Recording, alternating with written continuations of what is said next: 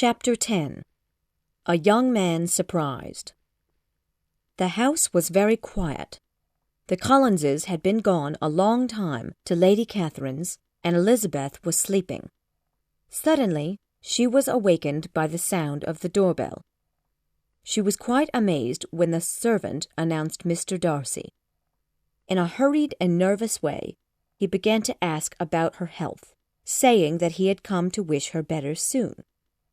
She answered him politely, but was very cold. He remained sitting for a few moments, then got up and walked about the room. Suddenly he approached her in a very nervous manner. "Miss Bennet, Elizabeth, I cannot fight something even though I have tried," he said. "I am not strong enough. You must please allow me to tell you that I admire and love you." Elizabeth's surprise was truly great. She stared at him and went red in the face, but she could not speak and was silent. "Miss Bennet, I have tried to stop feeling this way about you. I have been raised since I was young to believe that I must marry someone of my own position and wealth. I'm sure you know that I am a proud man, Miss Bennet. You must understand that your relations trouble me greatly. Their condition in life is very much beneath my own. I came to London to forget you, but I cannot do this, and now it seems I have been made to return to you. Miss Bennet, please say you will marry me." "No!" cried Elizabeth. "No?" repeated Darcy. Suddenly his face went white. "Are you surprised by my answer?" asked Elizabeth coldly. "Had you already decided that I would accept? Mr. Darcy, those feelings that you say you have for me are unacceptable." "You don't believe me?" he shouted, fixing his eyes on her face. "I have never wanted your good opinion of me," Elizabeth continued. "Also, you tell me that you do not even wish to have it, that you like me against your will." "I ask you to think about—" "I am most hurt and embarrassed by the way you speak about my relations." "I did not mean to hurt you." "Then you do not understand what it means to respect my feelings." "Indeed," said Darcy, also hurt. "I am most sorry if I have hurt you. I simply wish to tell you truthfully about my own feelings." "While you completely forgot about my own. No, Mr. Darcy, I am sorry if I cause you pain." "Is this your reply to my question?" he interrupted. "Not all. I have other reasons to be upset by you. Do you think I would marry the man who has ruined the happiness of my sister?" "It's true that I have done all I can to separate my friend from Miss Jane Bennet, but I wish to save him from an unhappy marriage. I believe I have been kinder towards him than myself." "Have you indeed?" cried Elizabeth angrily. This made her red in the face, and she replied, "And is this the same kindness you gave to Mr. Wickham?" "Wickham, you are too interested in that gentleman's concerns," said Darcy. His face became deeper in color. "He has told me of his troubles with you." "His troubles?" repeated Darcy hatefully. "Oh, yes, his troubles have been very great indeed." "How can you make fun of him? You have caused him to live his life like a poor man." "This is what you think of me?" cried Darcy. "I thank you for explaining your thoughts so fully. I see now that my faults with you are heavy indeed. But perhaps," he added, "you might have forgiven me these problems if I had not hurt your pride by my honesty concerning your family. Can I say nothing that will change your feelings towards me?" Elizabeth felt herself becoming angrier every moment, yet she tried to speak calmly. She said, "You are mistaken again, Mr. Darcy. Because you declared your love to me in this manner, I am not concerned about hurting you with my refusal." She saw that he was ready to respond to this, but he said nothing. "It is not only this. You could not have made me an offer of marriage in any possible way that would have caused me to accept." Again, his amazement was clear. She continued, "You know that I am being truly honest with you. When I first met you, I saw your pride, your belief that other people are below you. I also saw that you were selfish, that you do not care about the feelings of others. I felt that if you were the last man in the world, I still could never marry you. You have said quite enough for now, madam. I understand perfectly your feelings, and now I have only to be ashamed of what my own feelings have been. Forgive me for having taken up so much of your time. With these words, he quickly left the room. Elizabeth heard him soon leave the house. Her mind and heart were both in a mess. She sat down and cried for half an hour. She could not believe that she had received an offer of marriage from Mr. Darcy. She could not believe that he had been in love with her for so many months. In fact, he was so much in love that he wished to marry her despite her background, the same background that made him stop Bingley from marrying Jane. She knew then that his affection for her was very strong, but she could not forget his pride and his uncaring manner toward what he had done to Jane.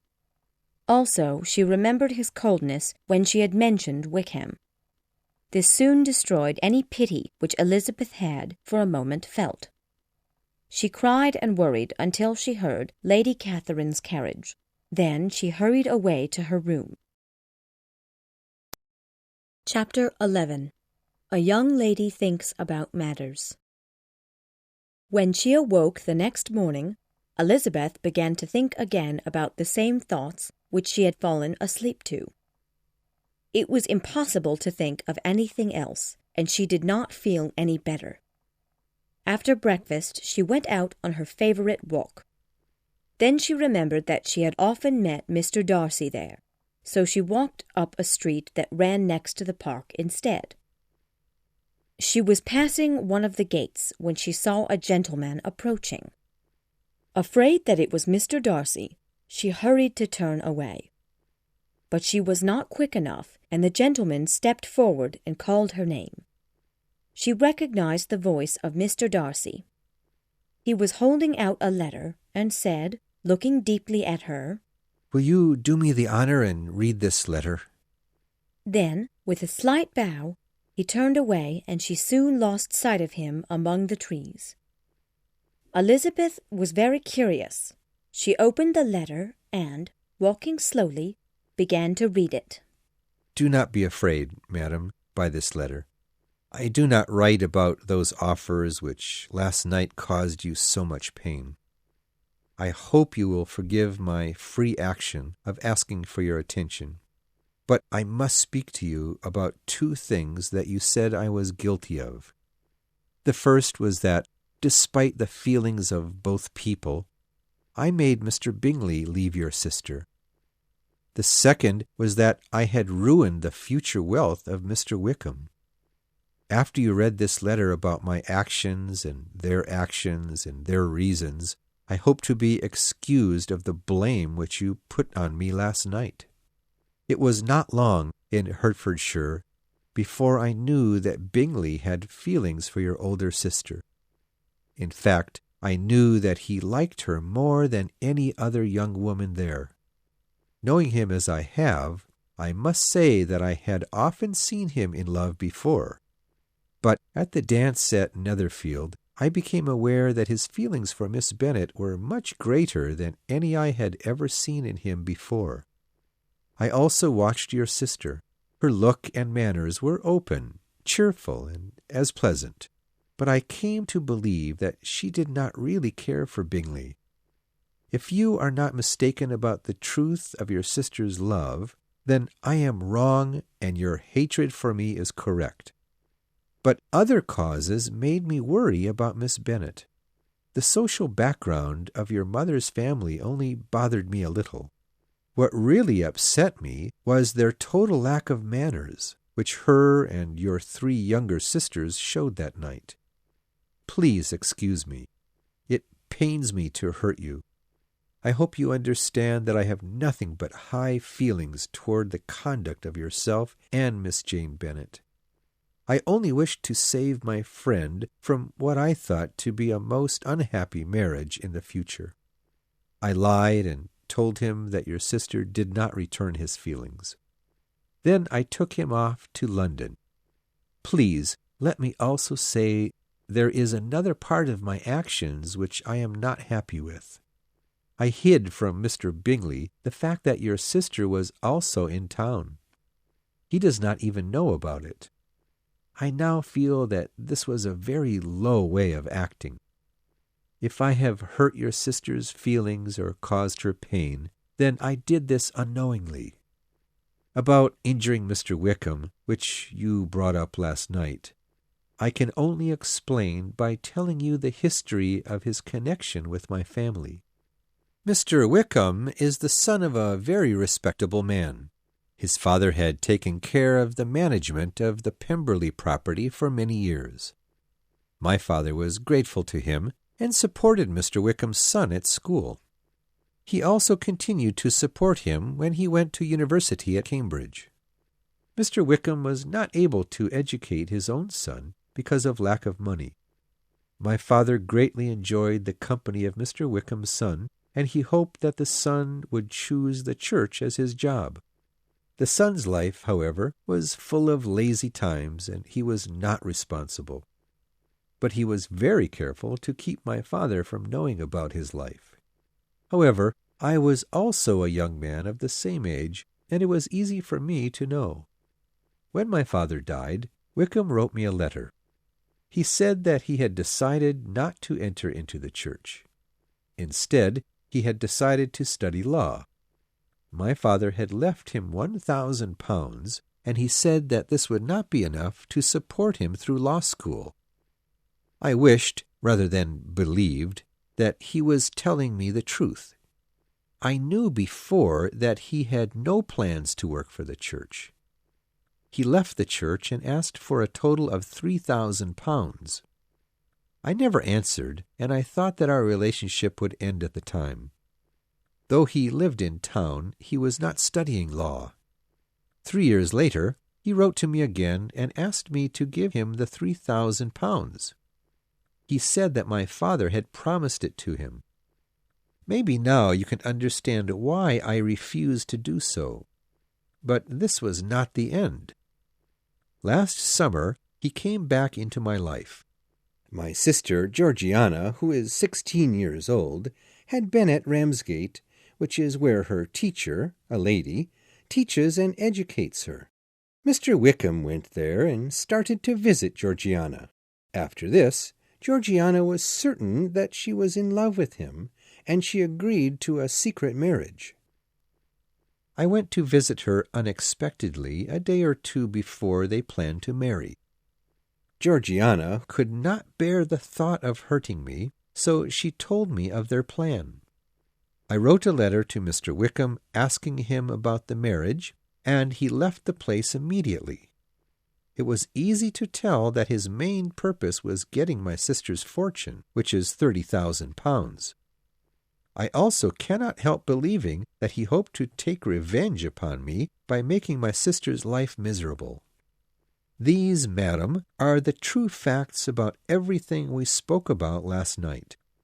You may possibly be wondering why I did not tell you about this last night. At the time, I was very upset by your refusal and did not know what I could or ought to say. If you feel the need to check on the truth of these events, you can speak to Colonel Fitzwilliam.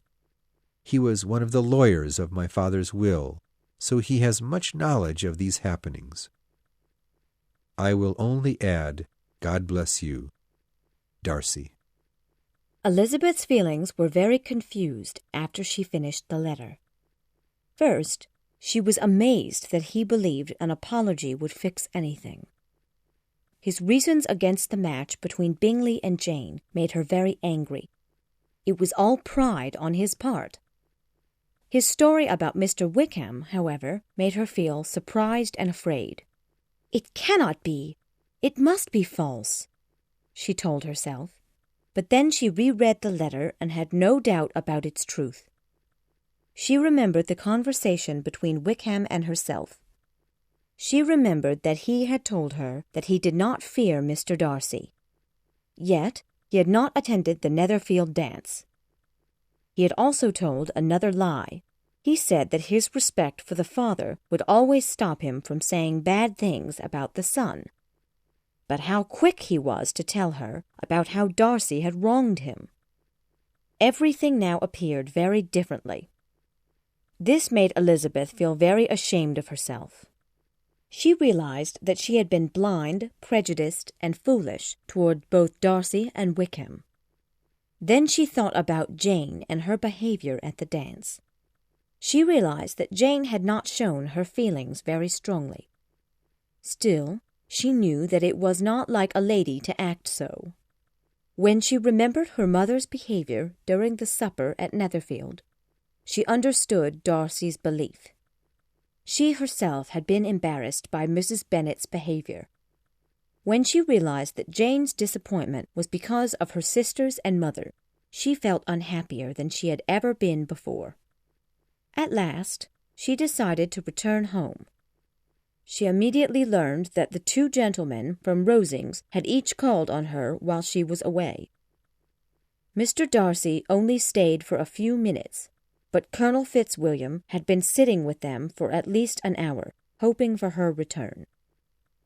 Elizabeth pretended to be concerned that she had missed him, but she was secretly grateful.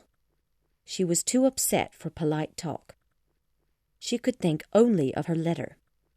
The next morning, the two gentlemen left Rosings. Chapter 12. A Young Lady Goes to Brighton. A fortnight later, Elizabeth left Hunsford. After 4 hours from Kent, she reached Mr. Gardner's house. She was to remain a few days there before travelling home with Jane. Jane looked very well, and Elizabeth decided not to tell her sister of Mr. Darcy's proposal of marriage to her. She was afraid that his name would remind her sister of Bingley.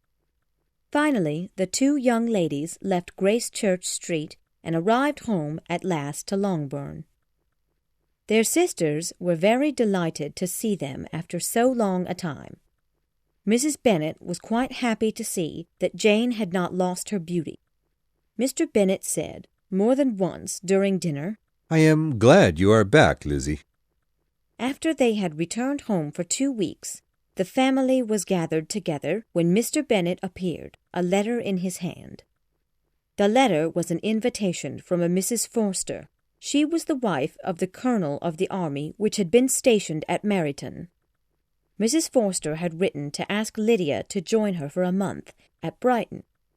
This friend was a very young woman, and her good humour had made Lydia warm and friendly towards her. Lydia was filled with joy and flew about the house in restless happiness. But Kitty was very sad. "I don't know why Mrs. Forster did not ask me as well," complained Kitty. Elizabeth tried, without success, to make Kitty see that this was not a great opportunity. Jane also tried to make her feel better. The invitation did not excite Elizabeth as much as it did her mother. She believed it to be the death of all common sense in Lydia. "She is an extremely silly girl, Papa, and she flirts horribly with men. If she goes to Brighton Camp, she is likely to make both herself and her family appear quite ridiculous. Mrs. Forster is not much better. She has no more sense of good manners than Lydia, and Lydia will follow wherever she goes." "Do not trouble yourself, my love," replied Mr. Bennet. "If Lydia does not go to Brighton, we will have no peace. Let her go then. Colonel Forster is a sensible man. He will keep her out of any real trouble." Elizabeth had to be content with this answer. Had Lydia known that this was the way Elizabeth felt, she would have forever been angry with her. A visit to Brighton offered Lydia every chance at happiness. In her mind, she imagined the streets filled with handsome young officers from the army. She imagined herself to be the center of attention there. On the day she left for Brighton, Kitty was the only one who cried. But she cried out of jealousy rather than Lydia's absence. Mrs. Bennet told her daughter to enjoy herself as much as possible. there was every reason to believe this advice would be followed. The gentler goodbyes of her older sisters went unheard. For a week or so, both Mrs. Bennet and Kitty complained about how boring everything around them was. This threw a darkness over the house. Elizabeth soon began to look forward to her tour to the lakes. This was her best medicine against all the uncomfortable hours listening to the unhappiness of Kitty and her mother. Finally, after the first fortnight of Lydia's absence, good humour was again at Longbourn. Families who had been away for the winter came back again, and summer visits again became common. Mrs. Bennet was again quite peaceful, and Kitty felt so much better that she only talked about officers once a day. Elizabeth's northern tour of the lakes was fast approaching, but one day a letter arrived from Mrs. Gardiner. She wrote that her husband, because of business, could not leave until July. This was because he had to be in London again within a month. As this was too short a time for them to go so far, they could only go as far north as Derbyshire. This was where Mrs. Gardiner had grown up, near the town of Lambton. Elizabeth was disappointed. She had really wanted to see the lakes, but it was her way to be satisfied with what she had, and all was soon right again. But the name of Derbyshire brought many ideas to her. It was impossible for her to see the word without thinking of Pemberley and its owner, Mr. Darcy. Mr. and Mrs. Gardiner finally appeared at Longbourn, where they stayed overnight. The next morning they set off with Elizabeth toward Derbyshire. When they had spent some time in the countryside, they decided to go towards the little town of Lambton. Elizabeth discovered from her aunt that Pemberley was located only 5 miles from Lambton. Mrs. Gardiner also said that she wished to see the place. Elizabeth was upset. She did not want to go to Pemberley, but could not say so without giving an explanation. The chance of meeting Mr. Darcy while they were looking at the place filled her with fear. Before she went to bed that night, she asked the maid at their inn if the family at Pemberley were there for the summer. The answer no brought her relief. She stopped feeling nervous, and she felt very curious to see the house for herself. When they rose the next morning, she could truthfully answer that she was happy to go. To Pemberley, therefore, they went.